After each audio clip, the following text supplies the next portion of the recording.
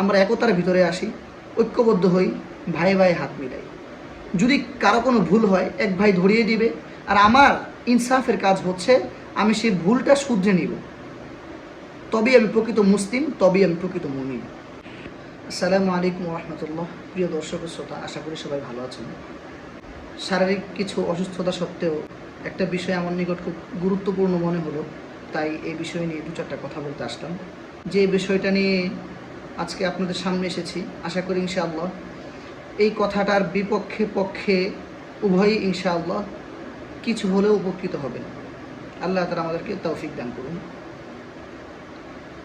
Type মুজাহিদ শব্দটা আসলেই একটা হেয়প্রতিপূর্ণ একটা শব্দ, তাচ্ছিল্যকর একটা শব্দ, এবং তাচ্ছিল্য করে ব্যবহার করা হয়।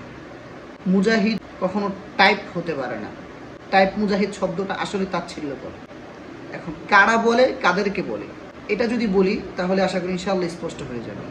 তো এটা বলতে হলে সর্বপ্রথম আমাদেরকে চলে যেতে হবে কিছু যুগ পূর্বে, কিছুদিন পূর্বে। আগের সময়ে যখন সোশ্যাল মিডিয়ার যুগ ছিল না, তখন মানুষ সব কিছু খাতা বলেন, ডায়েরি বলেন, প্যাড বলেন, এগুলোর মধ্যে কলমের মাধ্যমে তারা লিপিবদ্ধ করত। যে কোনো বিষয় হতে পারে, অথবা লেখনির মাধ্যমে যারা কলামিস্ট ছিলেন তারা কলমের মাধ্যমে লিপিবদ্ধ করতেন সত্য মিথ্যা, এবং তারা এভাবেই তাদের মনের ভাব প্রকাশ করতেন। এবং তখন এটাই মাধ্যম ছিল, এটাই তারা ব্যবহার করতেন।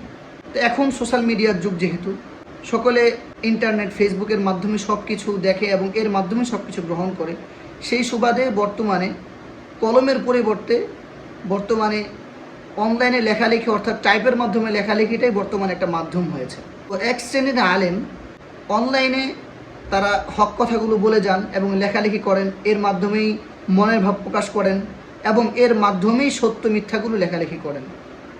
আর তাদেরকে আরেক শ্রেণীর মানুষ টাইপ মুজাহিদ বলে তাচ্ছিল্য করে। তাহলে এক ক্ষেত্রে আমি বলতে পারি, তারা যে এই শব্দটা ব্যবহার করে, অসামঞ্জস্যপূর্ণ এই শব্দটা ব্যবহার করার কারণে অবশ্যই তাদের বুদ্ধির মাঝে ত্রুটি আছে। বুদ্ধির মাঝে ত্রুটি না থাকলে কখনোই এই অসামঞ্জস্য শব্দটা সে ব্যবহার করতো না। কোনো বুদ্ধিমান ব্যক্তি এই শব্দ ব্যবহার করতে পারে না, সে যেই হোক। পরবর্তী কথা হচ্ছে, এখন মানুষ ভাই কী দিয়ে কী করবে? এখন কথা হচ্ছে তাদেরকে কী জন্য এই শব্দটা প্রয়োগ করে এবং তাচ্ছিল্য করে এই কথাগুলো বলে। একটা যে দোষ বলে সেটা হচ্ছে তিনারা মানুষের দোষ বলে বেড়ান। আচ্ছা ভাই, সবসময় কি শুধু সুনাম করবে? আত্মসমালোচনা কি প্রয়োজন নেই?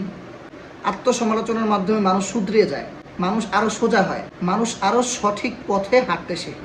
এখন আপনি বলতে পারেন যে আত্মসমালোচনা করার জন্য উচ্চ স্তরের ওলামায়ে কেরামরা আছেন।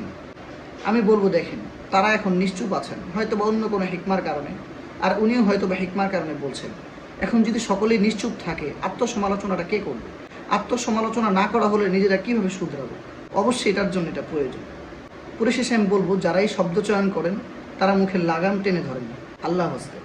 কথাটা কেন বলছেন, কোথায় বলছেন, কী জন্য বলছেন ভেবে চিনতে বলেন।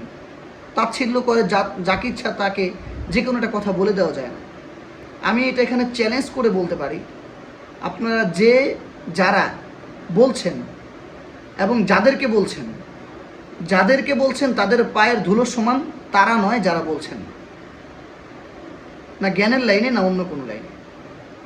সুতরাং আমরা একতার ভিতরে আসি, ঐক্যবদ্ধ হই, ভাই ভাই হাত মিলাই। যদি কারো কোনো ভুল হয় এক ভাই ধরিয়ে দিবে, আর আমার ইনসাফের কাজ হচ্ছে আমি সেই ভুলটা শুধরে নিব।